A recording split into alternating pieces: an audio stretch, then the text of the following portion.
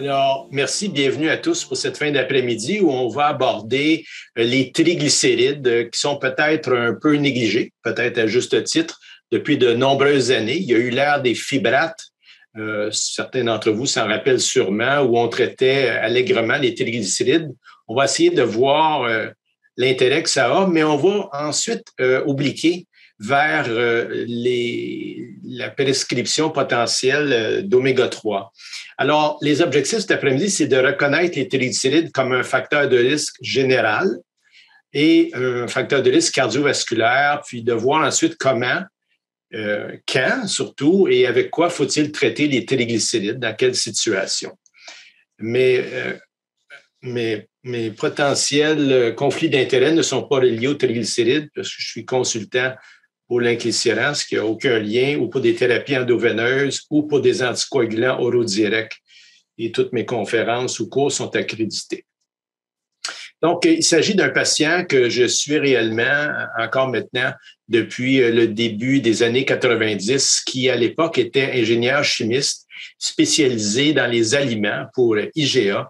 Et il descendait dans les cales de bateaux au Brésil ou au Guatemala pour vérifier la qualité de la mélasse. C'est assez spécial comme emploi. Et on me l'avait référé parce qu'il était plus capable de monter les échelles et se promener sur le bateau sans avoir des faiblesses dans les jambes, en particulier du côté droit. Alors, il avait effectivement une maladie de la fémorale superficielle qu'en 93, on a dilatée. Il était fumeur à l'époque. Et donc, l'arrêt du tabac s'est fait à ce moment-là, heureusement, assez facilement. Mais il y avait une dyslipidémie associée, c'est pour ça que je vous présente ce cas-là. Et au dossier antérieur du patient, il y avait une hypertriglycéridémie à 8, sans histoire de pancréatite, un LDL élevé à 4,5 et un HDL un peu abaissé à 0,8.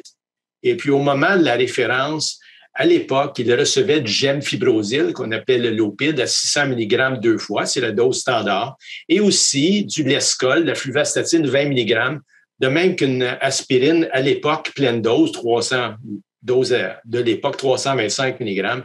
Et ce que ça avait donné, c'était un triglycéride abaissé à 4, un LDL marginalement abaissé à 3,5 et un HDL à peu près identique, que j'avais changé à l'époque pour simplifier sa vie pour du lipidil 200 mg avec de l'atorvastatine 40 mg, ce qui, sur les triglycérides, avait eu un effet négligeable. Bon, un contrôle à 3,5, un LDL à 2,5, ce qui était, surtout pour l'époque, considéré comme un peu mieux, mais un HDL toujours un peu bas, 0,9, malgré le fait que le patient était loin d'être inactif.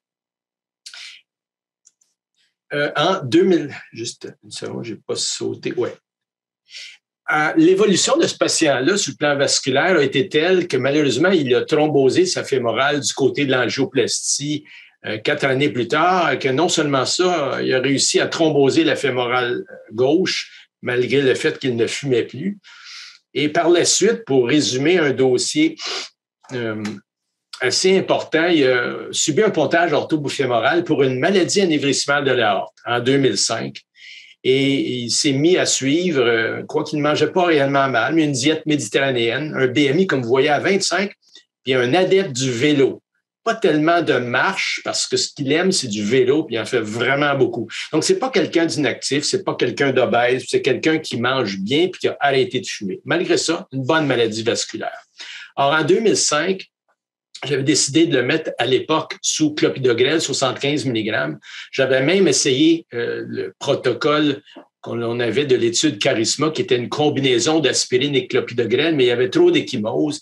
Alors, j'avais décidé de m'en tenir au clopidogrel, en principe un peu mieux que l'aspirine, surtout en maladie artérielle périphérique. Il y avait aussi du métoprolol, vous vous rappelez, là, il a été opéré, il y a une maladie vasculaire, avec de l'irbesartan pour une hypertension à 300 mg, un peu de metformin et à l'époque de la rosiglitazone, de la Vandia, 4 mg, changé plus tard pour un peu de Janumet 850 quand ça a été disponible à l'époque.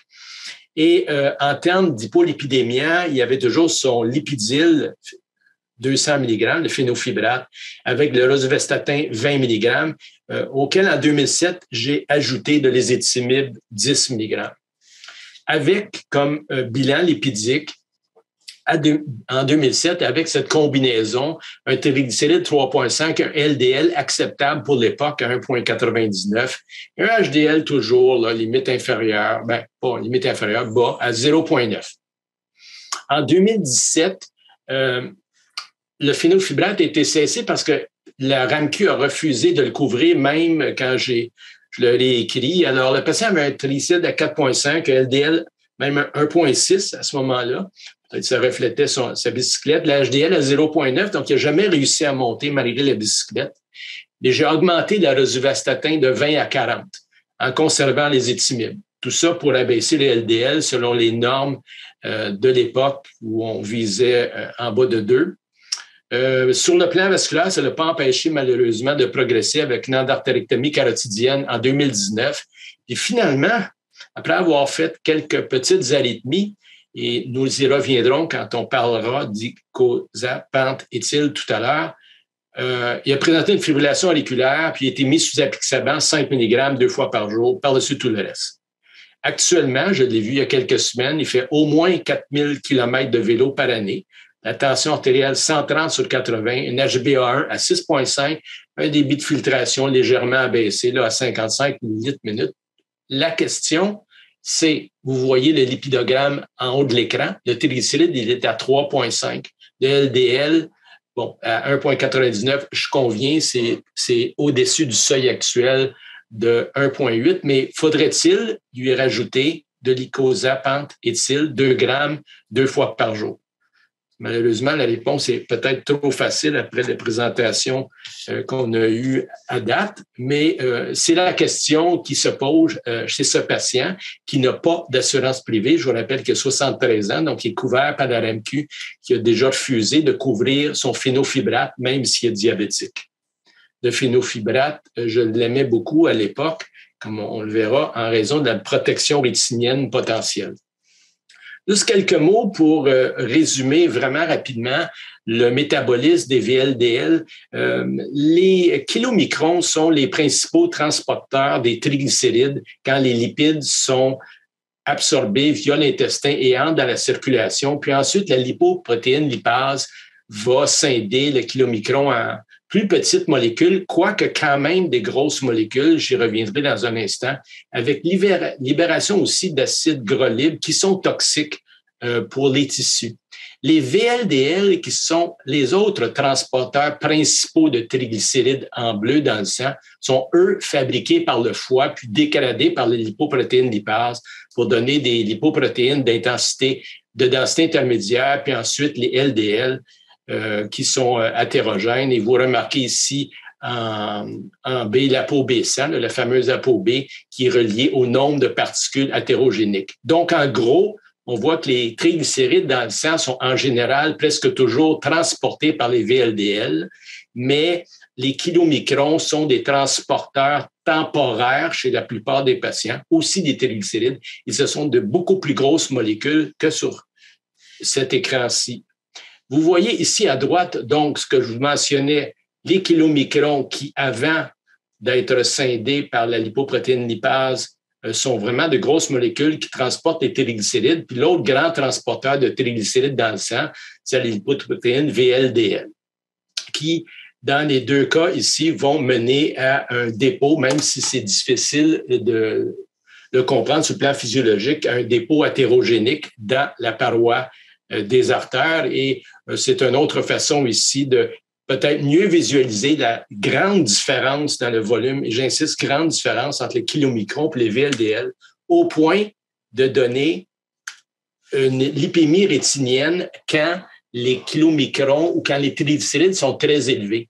Alors, ce qu'il faut comprendre, c'est que les VLDL qui transportent les triglycérides, en fait, peuvent en transporter une certaine quantité, mais quand un taux dosé de triglycérides dans le sang est en haut de 10, c'est plus que des triglycérides. Les triglycérides, les VLDL ne sont pas capables de transporter autant de triglycérides. Quand les triglycérides sont en haut de 10, ça veut dire qu'il y a une hyperkilomicronémie. Et si les kilomicrons sont très élevés, reflétés par un dosage dans le sang des triglycérides en haut de 20, on peut se retrouver avec une lipémie rétinienne que j'ai vue à quelques occasions. Et c'est réellement ce que l'on voit ici à gauche. Ça devient blanc parce que c'est des grosses molécules. Donc, en résumé, quand les triglycérides dépassent 10, ça veut dire que les VLDL ici sont débordés et qu'il y a en fait des kilomicrons en circulation. Et le problème avec les kilomicrons, c'est la pancréatite qui peut être associée lorsque donc les triglycérides sont très élevés. J'y reviens dans un instant. Sur le plan génétique, les situations où les kilomicrons sont élevés sont les rares hyperlipoprotéinémies de Frederickson de type 1 de l'enfant, où c'est seulement une hypercholestérolémie qui existe. Chez l'adulte, c'est plus mixte. On a une hypercholestérolémie de type 5 qui est moins rare, qui est des kilomicrons élevés avec les VLDL élevés. Mais on peut aussi avoir ça dans les hyperlipidémies de type 3 de Frederickson ou les types 4 rarement, là, surtout quand les triglycérides montent en haut de 10. Ça, ce que ça donne, c'est que ça va libérer un excès d'acide granulide et de l'isolécithine. Et il y a peut-être aussi, c'est la façon la plus facile de l'expliquer, mais c'est probablement pas la seule ou la bonne, un effet mécanique de blocage au niveau du pancréas. Donc, quand les triglycérides sont en haut de 10, c'est qu'il y a des kilomicrons et ça peut donner un risque augmenté de pancréatite qui est peut-être une des seules bonnes raisons de vraiment traiter les triglycérides très élevés pour ce qui est juste des triglycérides. Mais même entre 2, 3 et 10, où il n'y a pas de kilomicrons en circulation, même les triglycérides élevés peuvent entraîner, par exemple, quand les triglycérides sont en haut de 5 ici, une augmentation jusqu'à 8 fois du risque de pancréatite. Mais là, on parle d'une augmentation, donc c'est un facteur de correction, mais le taux de pancréatite est quand même très bas. Là. On parle de moins que 1% des patients sur une période de 5 ans qui vont présenter des pancréatites. Mais c'est juste pour dire que même quand il n'y a pas d'hyperkilomicronémie en haut de 10, pour des triglycérides entre 3 et 10, il y a quand même un risque élevé de pancréatite, quoique, bien sûr, vous savez que les pancréatites sont plutôt reliées au cholélithiase et ou à la prise d'alcool. Alors, c'est souvent combiné et d'ailleurs, l'alcool augmente les triglycérides et les kilomicrons dans le sang. Tout ceci pour vous dire que les triglycérides élevés, là, avant même de parler du risque cardiovasculaire, il faut réaliser qu'il y a un risque de pancréatite, mais c'est surtout vrai quand les triglycérides sont très élevés. Quand ils sont en haut de 10, ça vaut la peine vraiment de faire un effort pour les baisser. Là, on verra comment. Mais entre 5 et 10, ce n'est plus un risque important de pancréatite. Dans une des seules études qui avait démontré à l'époque, c'est une étude ancienne, c'est l'étude de Helsinki en prévention primaire chez des gens qui avaient des triglycérides élevés puis des HDL un peu bas. On a démontré que le gemfibrozil, comme mon patient prenait le Lopid 602 fois par jour, il y avait juste un dosage, diminuait les triglycérides et augmentait les HDL. Donc, c'est pas une action simple sur les triglycérides puisque les HDL augmentent. Et il y avait une baisse des événements cardiovasculaires d'à peu près 30% sur des suivis prolongés dans ce type de cohorte-là. Honnêtement, c'est à l'époque et même encore maintenant, presque la seule étude qui démontre que de baisser les triglycérides avec un fibrate a un quelconque intérêt. Et ceci avait été démontré, surtout évidemment, quand les patients avaient des triglycérides très élevés. C'est là qu'on réduisait en prévention primaire chez des patients diabétiques les risques. Est-ce qu'il y a d'autres études? Oui, il y a d'autres études. On ne va pas reviser ça dans le détail parce que c'est pas tellement intéressant. Il y a l'étude BIP avec le bézafibrate, pas d'effet cardiovasculaire. L'étude FIELD avec le phénofibrate.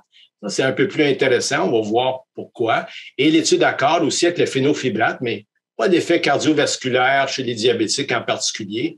Quoique 2 méta-analyses ont démontré une réduction des événements cardiovasculaires. Bon, il y a une étude débutée en 2018 qui va peut-être nous aider, l'étude Prominent avec le pémafibrate, qui va, chez les diabétiques, permettre de déterminer si la réduction des triglycérides va avoir un impact cardiovasculaire. Et je me demande comment on va réussir à vraiment déterminer ceci en fonction du taux d'HDL qui sera obtenu dans l'étude. Mais en fait, en résumé, c'est presque la seule étude que je connaisse qui actuellement s'intéresse encore aux fibrates. Et ce type d'étude-là, qui est en cours depuis 2018, chez 10 000 patients diabétiques avec des triglycérides élevés, mais aussi des HDL bas, donc pas une population pure d'hypertriglycéridémie, va nous permettre de voir s'il y a une place encore pour les fibrates en maladie cardiovasculaire. Pourquoi je parle des fibrates? Bien, dans le Journal canadien de diabète, dans les lignes directrices 2018, ce qu'on ne retrouve pas dans les lignes directrices 2020, je vais vous lire le paragraphe.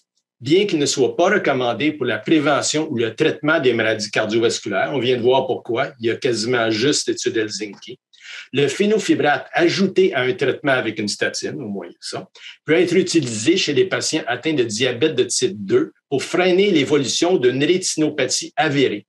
Bon, moi, j'ai prescrit ça à mon patient, j'ai essayé de le faire approuver par la RAMQ, ça n'a pas marché. J'étais un peu déçu, mais je dois dire que les recommandations 2020 c'est disparu, la protection supposée du phénofibrate.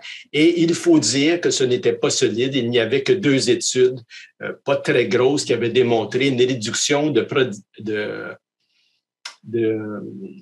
progression des rétinopathies chez les gens diabétiques qui avaient déjà une rétinopathie.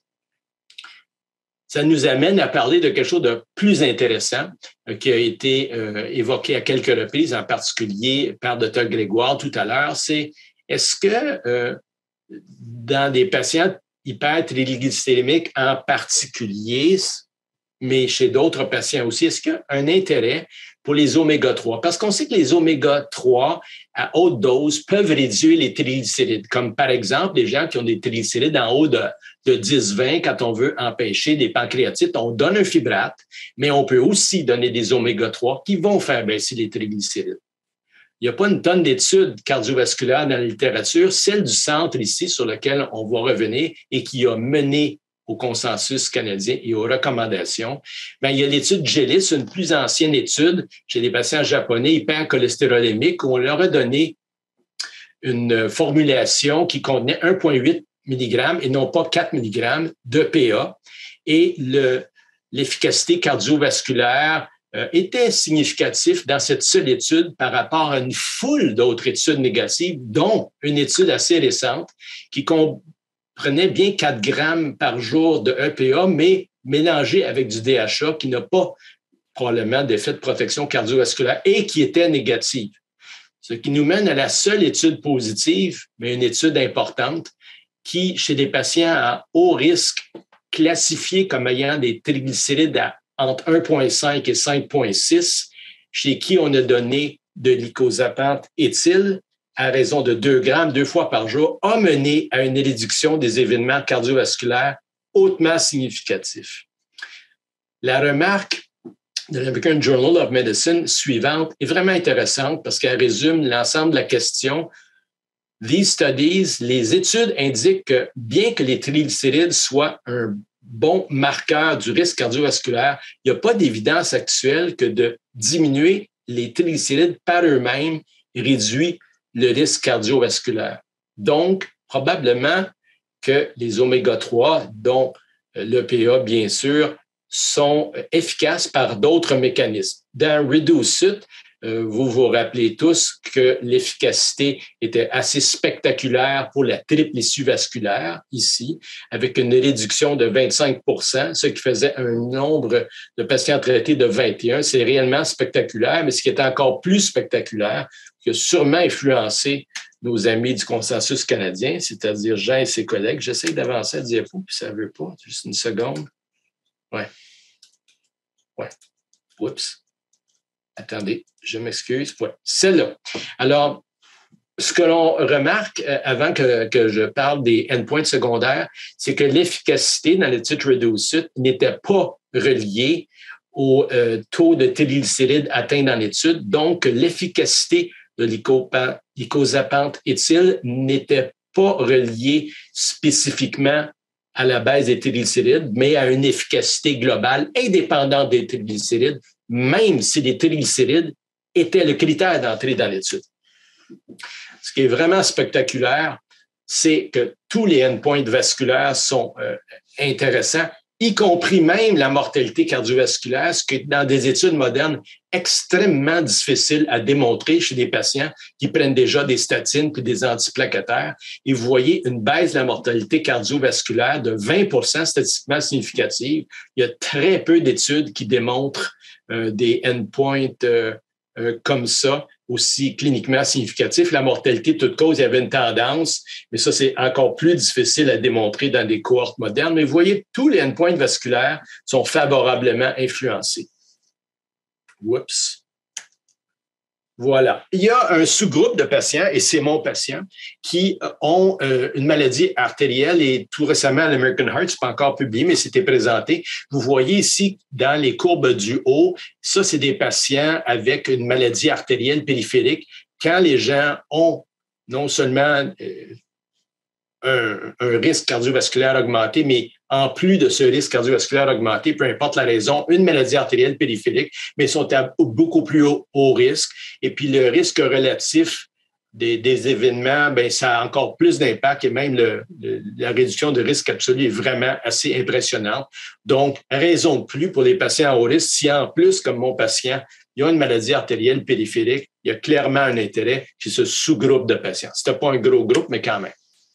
Comment ça fonctionne? On ne verra pas cette diapositive-là en détail. Les EPA sont protecteurs sur la membrane des vaisseaux, alors que les DHA ou les autres, comme par exemple les oméga-6 ou oméga-9, mais spécifiquement les EPA, stabilisent la structure vasculaire et c'est possiblement un des éléments protecteurs. Et ceci n'a rien à voir avec les triglycérides, même s'ils baissent avec n'importe quel oméga 3, plus spécifiquement que celui-là, mais il y a une protection sur l'endothélium vasculaire et un effet antioxydant que les EPA ont de façon assez spécifique.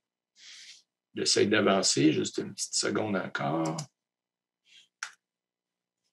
Alors ici, vous voyez que sur la partie supérieure de la diapositive, tous les effets bénéfiques, là, je ne ferai pas tout le tour, mais il y a les vasodilatations, fonction endothéliale, l'interleukine 10, donc l'inflammation, la stabilité de la plaque sont favorablement influencées par l'EPA. Et par contre, quand on a un déficit en EPA, ben c'est exactement l'opposé. On a l'interleukine 6 là, qui va augmenter, qui est un marqueur inflammatoire, etc., sans rentrer dans les détails. Avoir de l'EPA en circulation, visiblement, c'est protecteur. Ce qui a mené à ce que Jean et mes collègues ont amplement présenté à date, c'est l'incorporation novatrice dans le consensus canadien en parallèle, non seulement d'adresser le LDL cholestérol, mais de considérer sérieusement l'icosapente éthyle 2 grammes 2 fois par jour quand les patients répondent aux critères. C'est là qu'est peut-être le problème. Pour répondre aux critères, il faut avoir un triglycéride élevé en haut de 1,5 à 5,6 pour se qualifier parce que c'était ça l'étude. Alors, si le patient est à 6,3, théoriquement, il ne se qualifie pas. S'il est à 1,4, théoriquement, il ne se qualifie pas, même si le patient a une maladie cardiovasculaire et que probablement que ça fonctionnerait. Alors, la partie inférieure de la diapositive agrandie, ben, dit ceci. On peut considérer l'EPA pour des patients qui ont une maladie cardiovasculaire, évidemment, mais aussi ceux qui n'ont pas de maladie cardiovasculaire avérée, mais qui ont un diabète répondant à de nombreux critères. Alors, pas n'importe quoi. Il faut avoir au moins 50 ans et répondre à un critère additionnel de risque. Donc, encore plus âgé que 50, avoir fumé, avoir de l'hypertension, un HDL bas, une HSCRP élevée, une insuffisance rénale, une rétinopathie, etc. Donc, il y a des critères à rencontrer. Ce qui m'amène, avant d'ouvrir la période de questions, à un cas clinique qui n'est pas celui de mon patient exactement, mais très près, parce que mon patient a un LDL. Non, il est exactement comme ça actuellement. Je m'excuse. Ouais. Alors, est-ce que pour lequel des patients suivants pourrait recevoir malgré là, que le patient a un LDL à 1,7, de rosuvastatin 40 mg et les étimib 10, là, puis tous ces patients-là, je vous le dis tout de suite, ont un HDL à 1,1. Ah, mon patient est à 0,9, là, ça me revient, c'est pas exactement mon patient. Alors, vous voyez, HDL 1,1, là, on a 4 situations cliniques. Lequel peut recevoir le médicament? Un homme diabétique de 45 ans, triglycérides à 3, une femme avec une maladie artérielle périphérique de 45 ans, triglycérides à 3, un homme diabétique de 55 ans, triglycérides à 8, une femme maladie artérielle périphérique de 65 ans, triglycérides de 8. Vous pouvez répondre.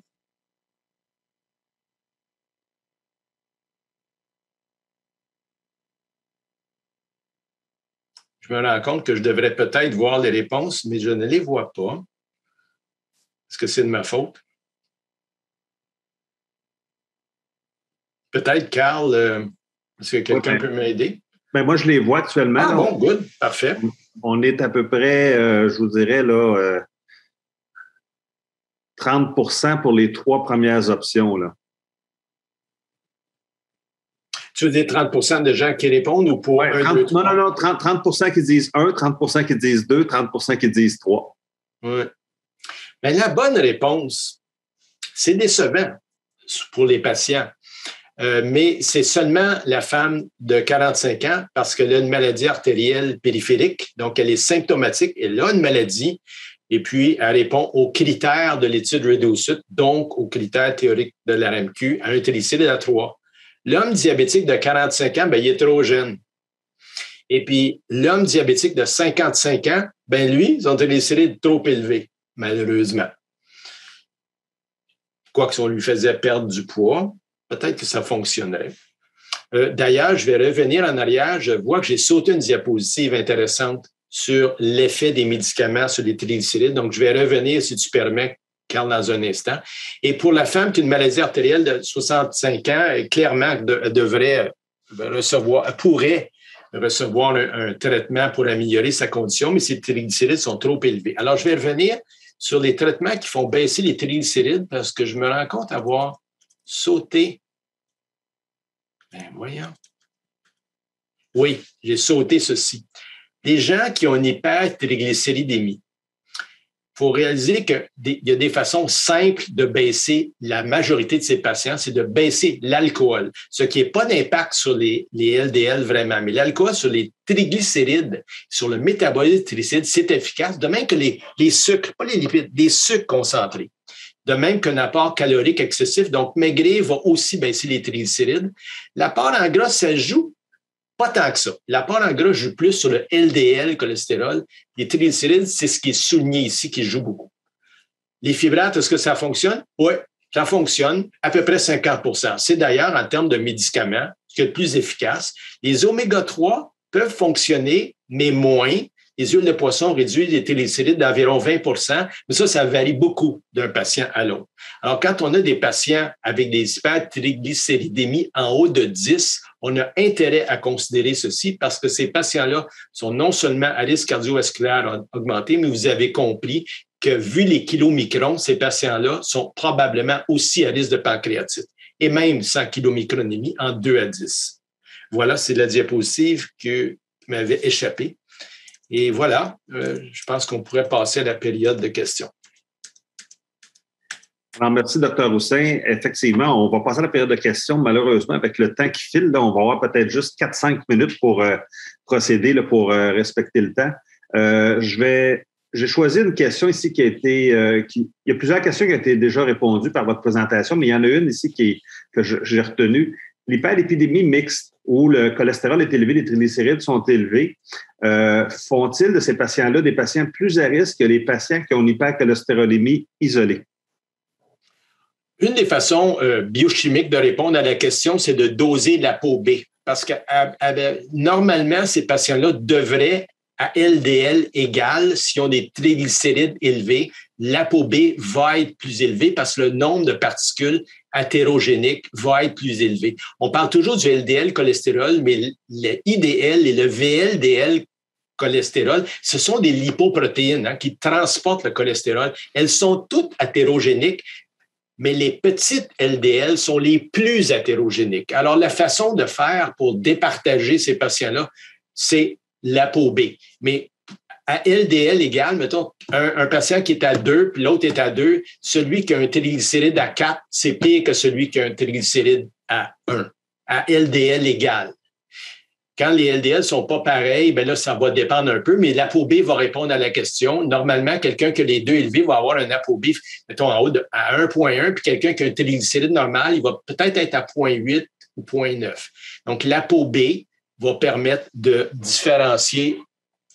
Mais en général, si les triglycérides sont élevés, c'est un marqueur de risque additionnel, pas aussi bon que le non-HDL cholestérol, pas aussi bon que le LDL cholestérol, mais c'est un marqueur intéressant, comme aussi un HDL bas qui est un peu disparu dans le consensus canadien, sauf comme marqueur de risque. C'est d'ailleurs un des critères pour pouvoir prescrire du Vascepa à des patients, d'avoir un HDL bas si des patients sont diabétiques. Donc, les triglycérides élevés, en résumé, c'est un facteur de risque, mais de le baisser spécifiquement avant d'avoir l'étude du pémafibrate, de baisser le triglycéride lui-même, on n'a pas de preuve, sauf l'étude d'Helsinki en prévention primaire, que c'est réellement utile. En tout cas, certainement pas autant que de prescrire des statines, de les On dirait estimer. que cette fonctionnalité n'est pas prise en charge. Excusez-moi, c'est mon ordinateur qui vient de me parler. Donc, ce qui est le plus efficace, c'est ce qui est déjà recommandé dans le consensus canadien, et c'est pour ça que les fibrates n'y sont plus.